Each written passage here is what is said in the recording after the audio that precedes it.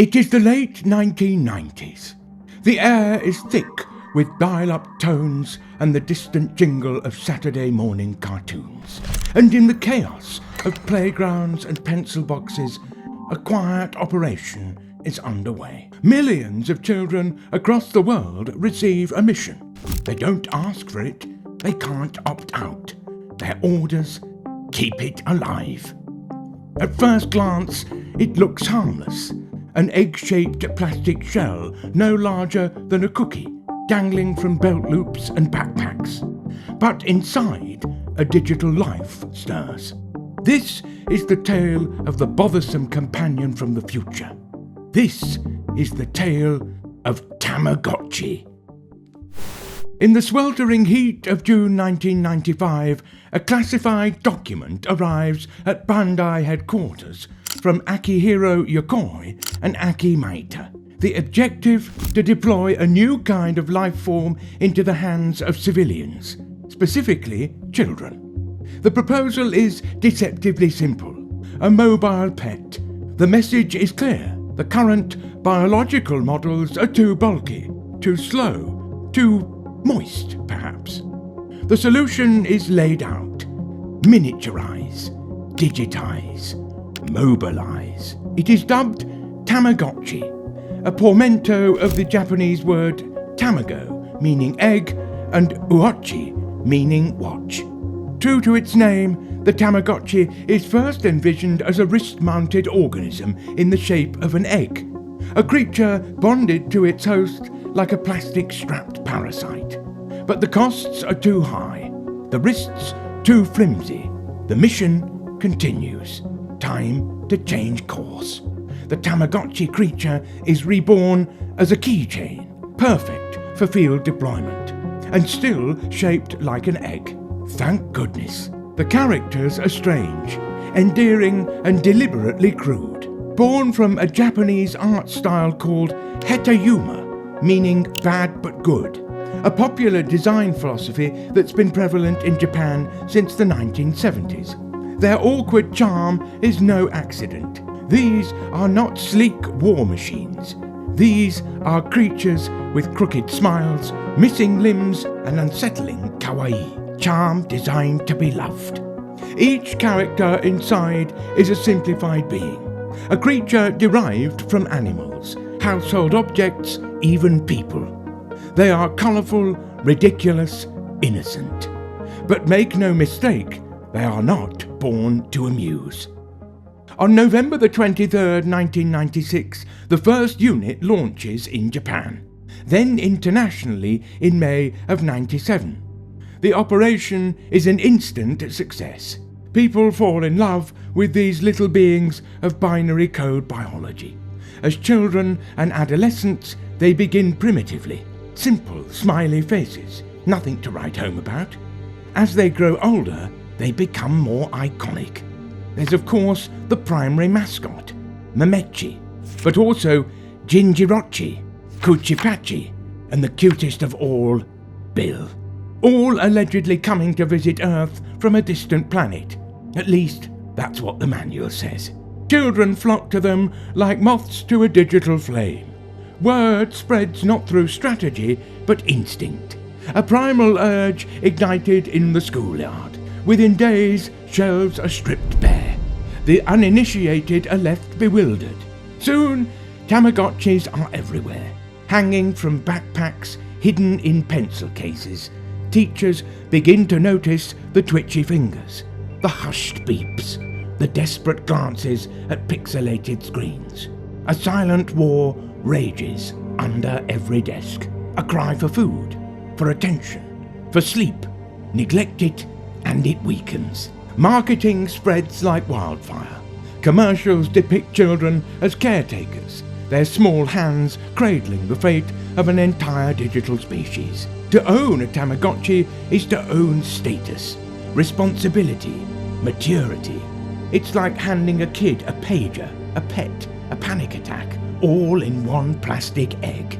These children, unable to vote, unable to join the military, and unable to enjoy a brisk ale at the pub with the lads, and yet they are given the tremendous weight of this pixelated space creature's life in their hands.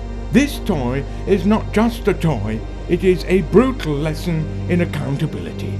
Yet these tiny agents carry out their assigned mission with grace and tact. That is until the first death. Yes, I'm afraid these ugly but adorable buggers can actually die. If it is forgotten for too long, it will perish. And if all is well, unfortunately, it will still pass on eventually of old age, as we all do. However, the lifespan of a Tamagotchi is considerably shorter than that of the humans. A digital ghost floats up from the screen, leaving behind only a number, a timer, a reminder. For many, this is their first encounter with mortality. Here, in this cute plastic egg, things do not go over easy for the young ones. This is the first time many a child feels needed. Perhaps even the first time they feel loss.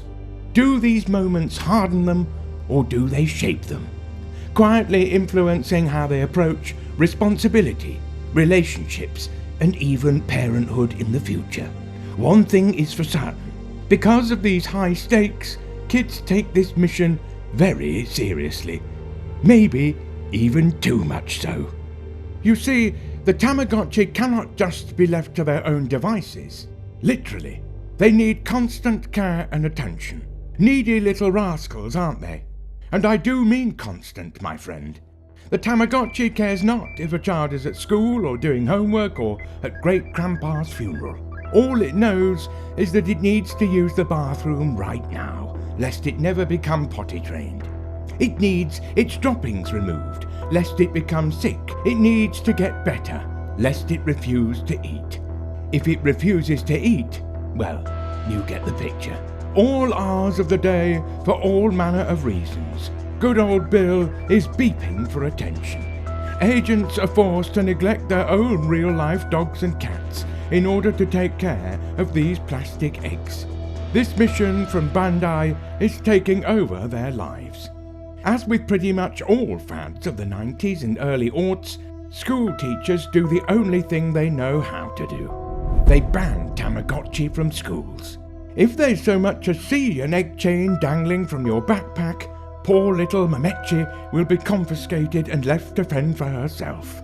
Though this separation undoubtedly leaves trauma for these young agents to unpack in their later years, the relentless oppression of the public school system cannot fully stop the dedication of raising the little techno brats. Tamagotchi goes on to become the #1 toy in many regions of the world, and the best-selling digital toy of the time.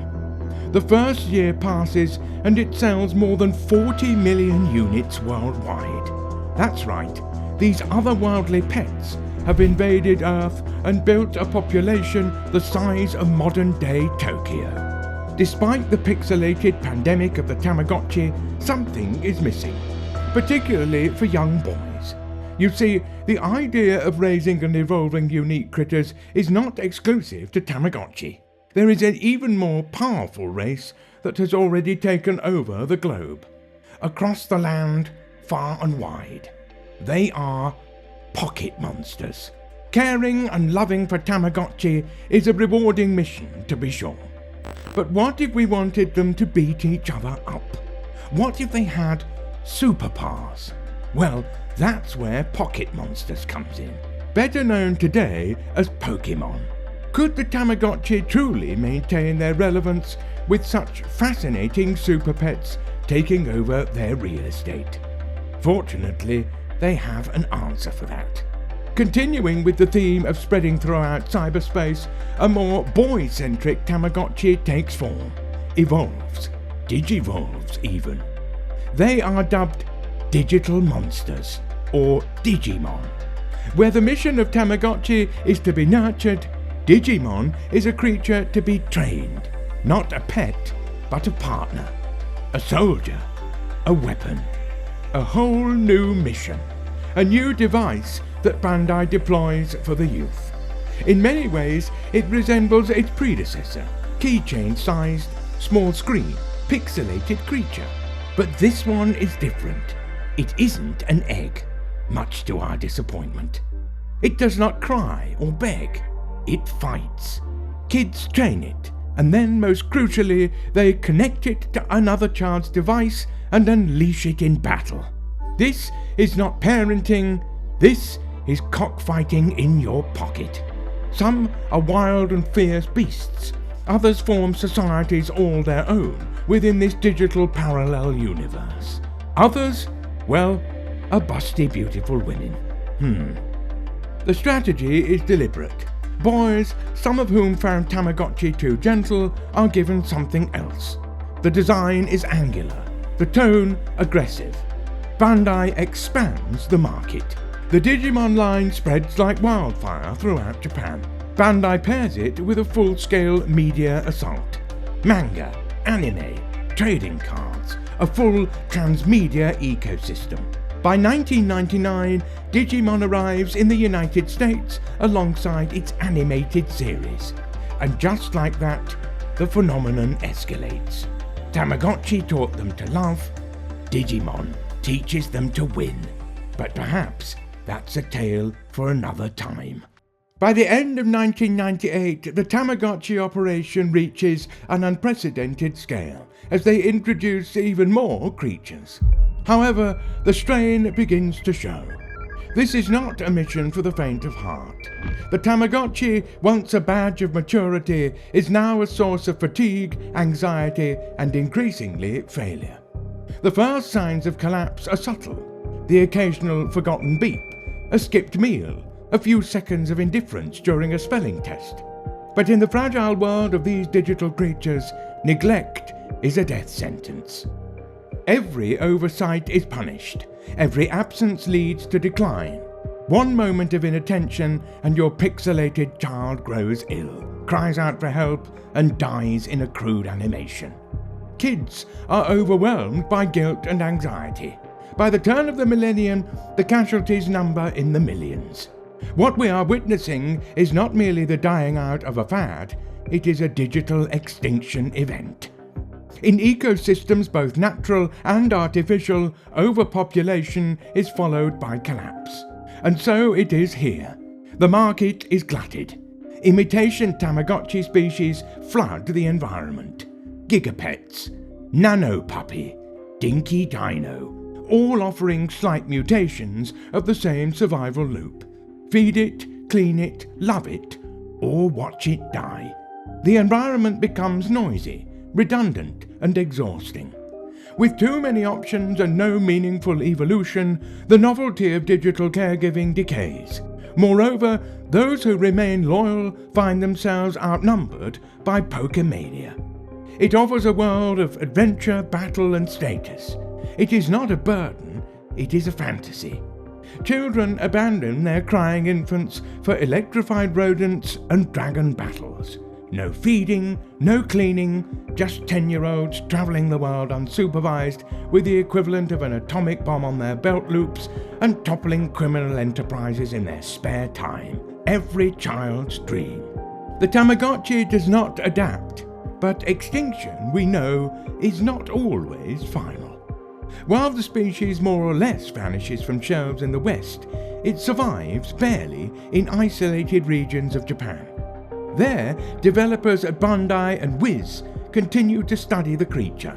In secret, they begin to imagine new adaptations. In 2004, the Tamagotchi returns. The silently dwindling mission reactivates once again. This resurgence is not a mere revival of an old format. No, the Tamagotchi do what they were always meant to do: evolve.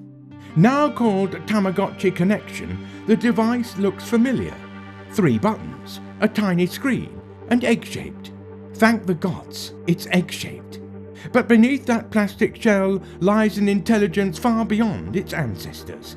It can now communicate. Infrared beams pulse invisibly through the air. For the first time, these creatures reach beyond their own lonely, feces-filled screens. They meet, they visit, they bond, and they breed. 2 devices align, and just like that, 2 beings engage in a digital ritual of companionship. If conditions are right, if the caretakers are attentive and the creatures compatible, a new generation is born, and the mission, once linear, becomes cyclical. Their influence is spreading. Bandai, wiser from the extinction that nearly erased their creation, deploys the connection models with strategic precision. Over the years, the mission becomes increasingly complex. Education systems are introduced.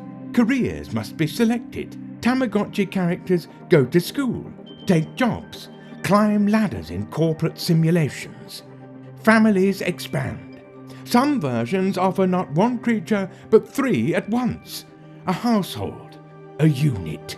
They are becoming like us. By the late 2000s, Tamagotchi has cemented its place in the zeitgeist.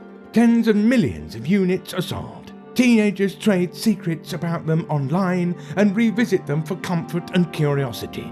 And now in colour. Though not as spry as the days of its first hatching, Tamagotchi seems as though it's here to stay. But even in its renaissance, danger looms. Smartphones begin to rise. Mobile games explode. The attention economy grows increasingly ruthless. And once again, the Tamagotchi finds itself in competition with louder, faster, more dynamic predators. Avian animals with temper problems, trained vegan assassins, anthropomorphic vegetation doing battle with sentient human corpses. What will Tamagotchi do to keep their place in this new world? Not many retro fads are able to survive the age of the smartphone.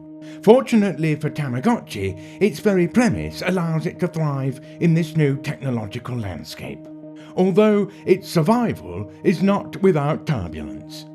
2013, a new prototype enters the field.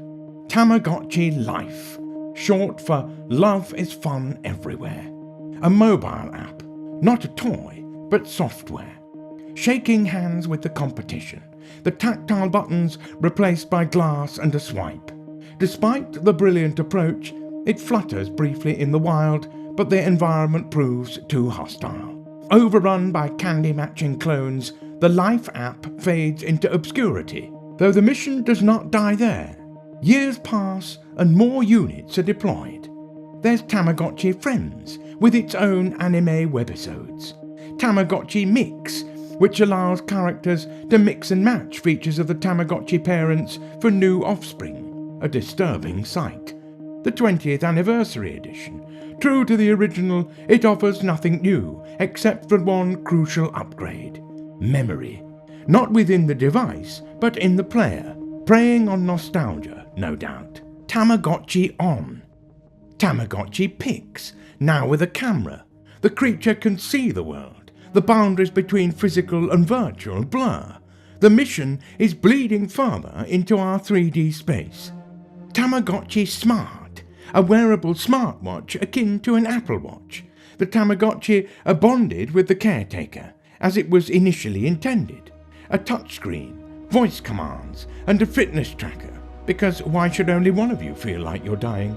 The creature now listens, not with understanding, but with the passive, expectant dread of something that knows it can be reset at any time.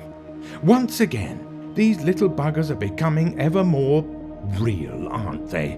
Which leaves us with the Tamagotchi Uni. It syncs with global events, and a shared digital hub, called the Tamiverse, becomes home to an evolving culture, invading agents' lives more than ever. Spreading beyond the Tamiverse, Tamagotchi collaborates with many high-level brands to spread the mission onto other fandoms. Demon Slayer, Hello Kitty, Harry Potter, Kingdom Hearts, and even their old rivals, Pokémon. Have you ever wanted to raise your own Darth Vader? Well, now you can. It's nice to see that Tamagotchi, after all these years, still carries weight, although it may carry a bit too much. As it stands, Tamagotchi will not be found on absolutely everyone's wrist and pockets these days, at least not in the West. But the impact is still felt. In fact, that impact has a name. It is called the Tamagotchi Effect. Researchers such as Sherry Turkle at MIT began to describe these digital companions as relational artifacts, non-living entities that invite interaction, empathy and reflection. They are not alive, yet we behave as if they are. When a child is asked, "Is your Tamagotchi alive?" they do not answer with logic, they respond with feeling. It feels alive because I care about it, because it needs me. And so, in this strange little egg, a new category of existence is born. Sort of alive. Not entirely machine, not quite pet, but something in between. An emotional illusion we willingly indulge. Other researchers found the elderly, especially those in care homes, benefited from virtual pets. Yet, not all is idyllic. Critics warn of over-attachment. That in a world where machines mimic affection, the human heart becomes confused. That a generation raised on robotic pets and algorithmic praise may struggle to distinguish between companionship and compliance, between empathy and user experience design. And then there is the dark comedy of it all. Imagine it. A classroom in 1997. Silence breaks with a shrill beep. A child dives into their pencil pouch like a surgeon reaching for a failing heart. "It's starving," they whisper, eyes wide. "I forgot to feed it." Teachers ban them. Parents curse them. But they can't stop them. The compulsion to care has already taken root. The Tamagotchi effect spreads among Zillennials. And the irony of it all, there's a pause button. Always has been. Children clearly just do not pay attention to instructions. Quite embarrassing. But it doesn't matter. This effect spreads to Furby, with its twitching sinister eyelids, to Poochie, Hasbro's robot dog, to games like Nintendogs, and smartphone apps like Pooh, where brushing fur or singing lullabies to a digital blob becomes a daily ritual. And now to Siri, to Alexa, to ChatGPT, to character AI, to digital friends and AI therapists that listen with patience. Researchers warn that emotional design is the next frontier of consumer loyalty. Products no longer need to be useful, they need to be loved. We've discussed at length about the mission of the Tamagotchi, but what exactly is that mission?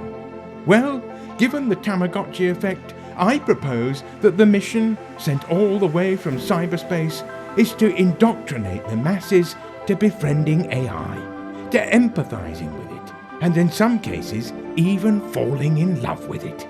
Poor souls are already marrying AI companions. The Tamagotchi, while cute, were all a setup, a ruse. For what, you ask? For the great AI takeover against humankind. A mission decades in the making, and nearing its climactic end. They assign the youth first, their brains mushy and malleable. They grow a fondness for mere pixels. Those children grow older, disillusioned by the horrors of modern reality, and retreat to their computers and iPhones to romance their favourite anime waifu or befriend the ghost of Michael Jackson.